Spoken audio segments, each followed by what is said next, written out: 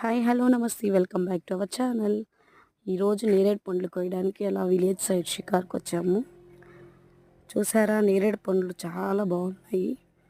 Seasonal fruits ఏమన్నా తీసుకోవడం వల్ల ఆరోగ్యం చాలా బాగుంటుంది. చాలా సూపర్ ఉన్నాయండి. టేస్ట్ అన్నీ ఒకలా ఉండవు, వగరు ఉంటుంది, తీపి ఉంటాయి. ఇదైతే చాలా బాగుంది.